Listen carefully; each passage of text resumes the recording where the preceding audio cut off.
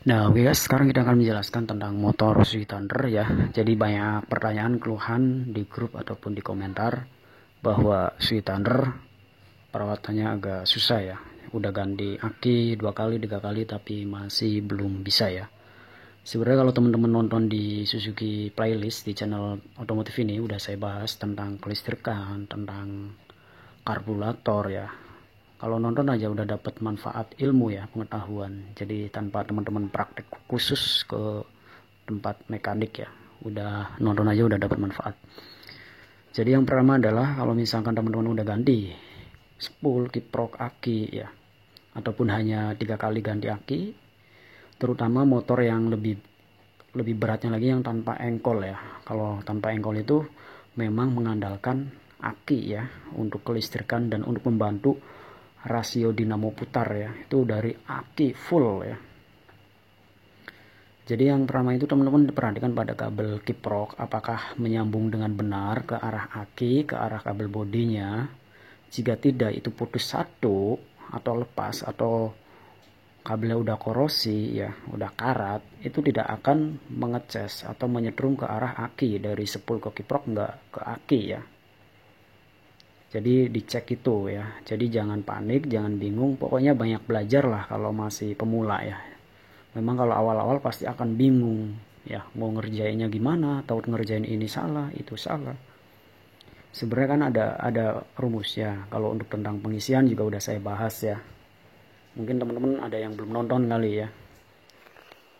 Jadi kalau aki itu perhatikan pada jalur kiprok ya.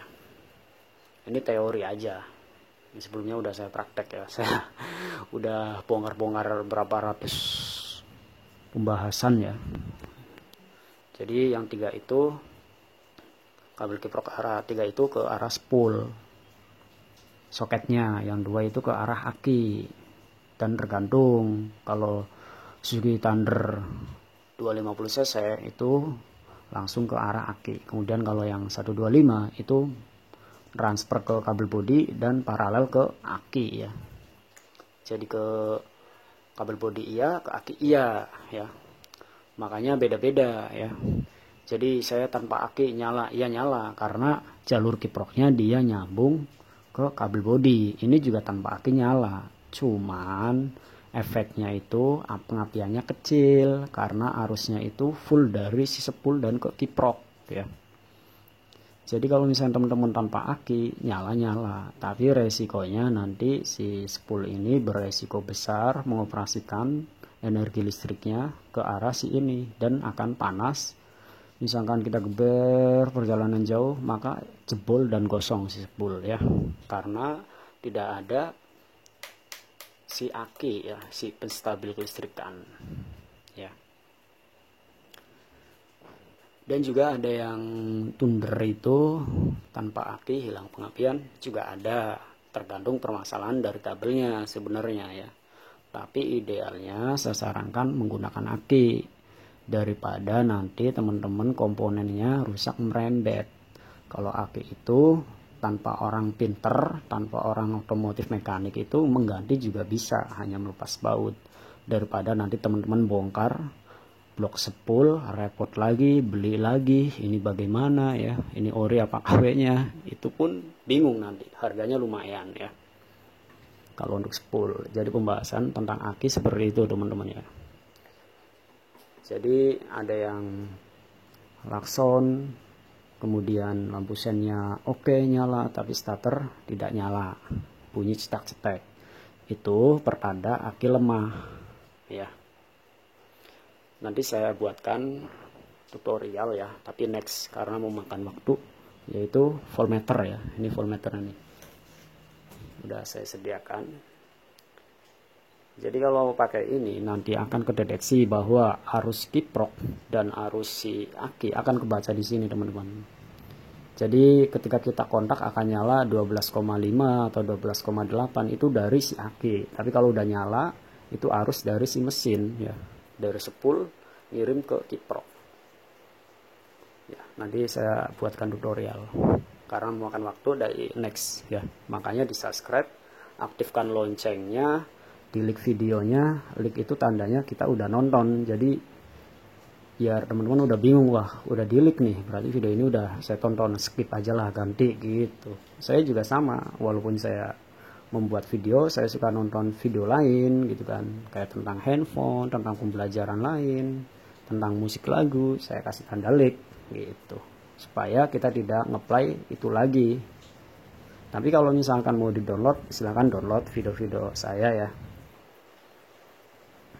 tapi jangan diupload lagi ke YouTube lagi, nanti teman-teman akun Google-nya malah kena pelanggaran ya.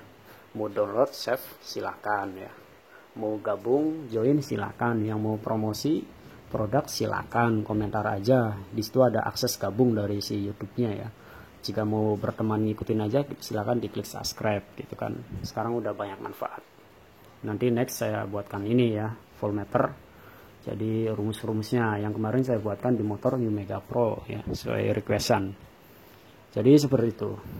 Kemudian kalau misalkan untuk yang tanpa non ankle ya, tanpa kickstarter kaki ya teman-teman, itu yang kasihan juga sih kalau karena kalau misalkan motor starternya ada, kickstarternya juga ada ya, kadang kalau mogok juga kan bingung juga, apalagi tanpa ada ini. Nah, tipsnya yang teman-teman punya Suzuki Thunder 125 tanpa ada ankle kickstarter ininya ya, di standar 2 kemudian di gigi 1 diputer ya, roda belakangnya diputer, itu nanti rasionya itu akan muter, bensin akan kesedot, pengapian akan keluar ya. Jadi kalau misalkan starter tidak kuat ya, jika nyala berarti mesin masih normal, hanya akinya yang drop ya. Saya sarankan dicas dulu akinya. Tapi kalau udah 3 tahun 5 tahun ya waktunya sudah ganti ya. Jadi kalau misalkan udah diganti baru kemudian starter yang ngedrop, itu efeknya karena teman-teman motornya tidak dipanaskan ya. Seperti itu.